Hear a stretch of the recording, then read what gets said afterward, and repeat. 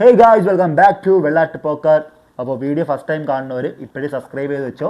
എല്ലാ ദിവസവും നമ്മൾ വീഡിയോസ് ഇടുന്നുണ്ട്. നമ്മുടെ കേരളത്തിലും തമിഴ്നാട്ടിലുമായിട്ടൊക്കെ നടക്കുന്ന പൊട്ടിത്തെറികൾ നമ്മൾ 10 മിനിറ്റിനുള്ളിൽ നിങ്ങളിലേക്ക് എത്തിക്കുന്നതായിരിക്കും.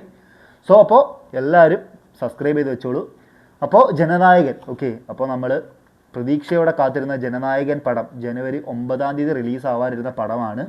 സോ അതിന് സെൻസർ സർട്ടിഫിക്കറ്റിൻ്റെ കുറച്ച് ഇഷ്യൂസ് കാരണം അതിനെ വീണ്ടും തള്ളി നീക്കിക്കൊണ്ടിരിക്കുകയാണ്. ഇപ്പോൾ ഒരു 2 ദിവസം മുമ്പ് അറിയാൻ കഴിഞ്ഞത് ആക്ച്വലി വീണ്ടും 60 ദിവസത്തേക്ക് എന്തോ അതിനെ നീക്കി തള്ളി വെച്ചു, അല്ലെങ്കിൽ അതിന് ശേഷമേ അതിൻ്റെ റിലീസിനെ പറ്റി തീരുമാനിക്കൊള്ളൂ എന്നുള്ളതാണ്. മനസ്സിലായി, 2 മാസത്തിന് ശേഷമേ ഇനി അതിനകത്ത് നിന്ന് കോർട്ടിൽ നിന്നൊരു വിധി വന്ന് സോ അതിന് ശേഷം മാത്രമേ പടം ഇറക്കണോ എങ്ങനെയാണെന്നുള്ളത് തീരുമാനിക്കൊള്ളുന്നു. ഓക്കെ, അങ്ങനത്തെ ഒരു റിപ്പോർട്ടാണ് നിലവിൽ ഒരു 2 ദിവസം മുമ്പ് വന്നിരുന്നത്. ഓക്കെ, പിന്നെ ഈ പടം ആക്ച്വലി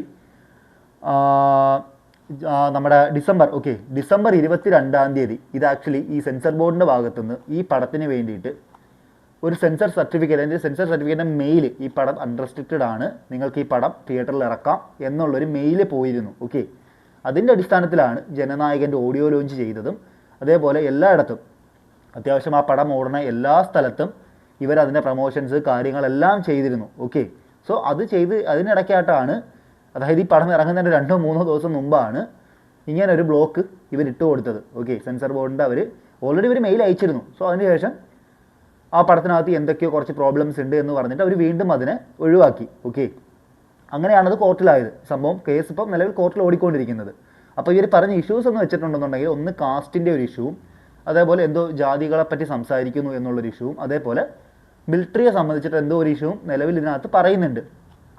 പിന്നെ സാധാരണ ഈ സെൻസർ ബോർഡ് എക്സാമിംഗ് കമ്മിറ്റി എന്ന് പറഞ്ഞൊരു കമ്മിറ്റിയൊക്കെ ഉണ്ട്. സോ അതിനകത്ത് അവരുടെ തന്നെ ഒരു റൂൾസ് പ്രകാരം മിനിമം അല്ലെങ്കിൽ കുറഞ്ഞത് ഇവർക്ക് 8 ആഴ്ച വരെയാണ് ഒരു പടം എന്ത് പ്രശ്നമാണെന്നുണ്ടെങ്കിലും തടഞ്ഞു നിർത്താൻ, അതായത് അതിൻ്റെ പ്രോപ്പർലി ഉള്ള ഒരു സർട്ടിഫിക്കറ്റ് കൊടുക്കാണ്ട് പിടിച്ചു നിർത്താൻ പറ്റുന്നത്. ഓക്കെ, അപ്പോൾ ഇതിനകത്ത് ഇപ്പോൾ ആക്ച്വലി അതിനകത്ത് ഏതോ കുറച്ച് ടീമുകൾ ഈ പടം കണ്ടു. ഓക്കെ, സോ കണ്ടിട്ടാണ് അവർ പറയുന്നത് ഇത് അവിടെ പ്രശ്നമുണ്ട് ഇവിടെ പ്രശ്നമുണ്ട് എന്നുള്ള കേസുകളൊക്കെ പറഞ്ഞുകൊണ്ടിരിക്കുന്നത്. അപ്പോൾ എന്താണെന്നുണ്ടെങ്കിലും ഇനിയിപ്പോൾ അടുത്ത് വരാൻ പോകുന്നത് ഇലക്ഷൻ ആണല്ലോ. എനിക്ക് തോന്നുന്നു ഏകദേശം ഏപ്രിലാണ് ഇലക്ഷൻ വരാൻ പോകുന്നത്. അപ്പോൾ അതിനു മുമ്പ് ഈ പടം, അതായത് ഇപ്പോൾ ഈ അടുത്ത മാസം ഫെബ്രുവരി അല്ലെങ്കിൽ ഫെബ്രുവരി പകുതിയോടെങ്കിലും ഈ പടം ഇറങ്ങിയില്ല എന്നുണ്ടെങ്കിൽ ചിലപ്പോൾ ഈ പറഞ്ഞ നമ്മുടെ ദളപതിയുടെ അവസാന പടം നമുക്ക് തിയേറ്ററിൽ കാണാൻ പറ്റിയില്ല എന്നൊരു അവസ്ഥ വരെ ഉണ്ടാവാനുള്ള സാധ്യതകൾ വളരെ കൂടുതലാണ്. കാര്യം അതിനുള്ളൊരു മാക്സിമം ട്രൈ ചെയ്യുന്നുണ്ട്. അതിനുള്ള മാക്സിമം കളികൾ ആരാണോ കളിക്കുന്നതെന്ന് അറിയില്ല, എങ്കിലും മാക്സിമം കളികൾ അതിൻ്റെ പുറകിൽ കളിക്കുന്നുണ്ട്.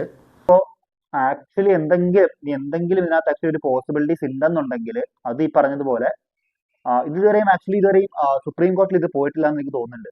സോ സുപ്രീം കോർട്ടിൽ പോയിട്ടില്ല. ഇനിയിപ്പോൾ എനിക്ക് തോന്നുന്നു ആക്ച്വലി എന്തെങ്കിലും ഇതിനകത്തിന് പോസിബിലിറ്റീസ് ഉണ്ടെന്നുണ്ടെങ്കിൽ ഈ പടം ഇല്ലെങ്കിൽ ഈ പറഞ്ഞ ഇവർ സെൻസറിന്റെ അല്ലെങ്കിൽ ഈ പടത്തിന്റെ പ്രൊഡക്ഷൻ ഹൗസ്, ഓക്കെ, അവർ ഈ പടത്തിനകത്തുള്ള അല്ലെങ്കിൽ അവർ കൊടുത്തിരിക്കുന്ന കേസ് ഉണ്ടല്ലോ, സോ അവർ ഈ കേസ് വിഡ്രോ ചെയ്തിട്ട് സെൻസറിന് പറയുന്ന പ്രോബ്ലംസ് ഇല്ലേ, സോ അവർ ഈ പറയുന്ന കുറച്ച് സംഭവങ്ങളുണ്ടല്ലോ, അവിടെ പ്രശ്നമുണ്ട് ഇവിടെ പ്രശ്നമുണ്ടെന്നുള്ളത് പടത്തിന് വലിയ ദോഷകരമാവാത്ത രീതിയിൽ അതിനെ കട്ട് ചെയ്ത് കളഞ്ഞുകൊണ്ട് ആ പടത്തിനെ ഇറക്കണം അല്ലെങ്കിൽ ഇറക്കാൻ പറ്റും എന്നാണ് എനിക്ക് തോന്നുന്നത്.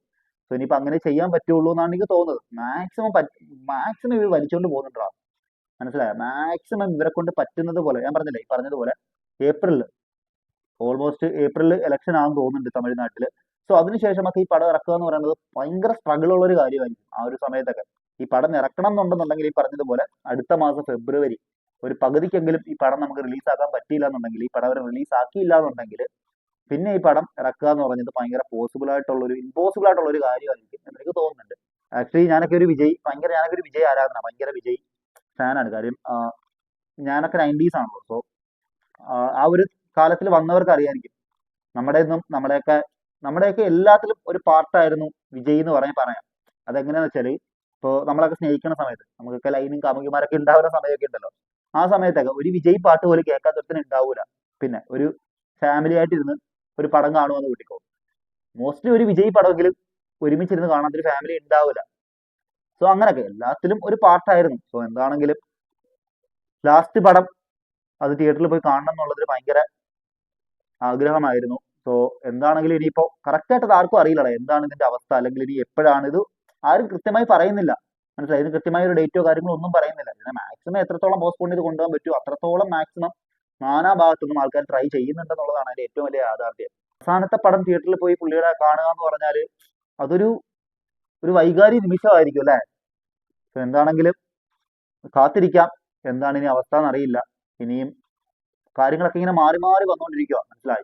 ഇപ്പൊ ഇവര് വിടുന്നതല്ല, 2 ദിവസം കഴിഞ്ഞാൽ അതിനെ അപ്പാടെ മാറ്റി വേറൊരു തരത്തിലാണ് ഇപ്പോൾ പറഞ്ഞുകൊണ്ടിരിക്കുന്നത്. മനസ്സിലായി. കൃത്യമായിട്ട് ഒരിടത്തും ഇതിനെപ്പറ്റി പറയുന്നില്ല. കൃത്യമായി ഒരിടത്തും വന്നിട്ട് ഇന്ന സമയത്ത് ഇത് റിലീസാക്കാം, ഇതിനിങ്ങനെ ചെയ്യാം എന്നൊന്നും പറയുന്നില്ല.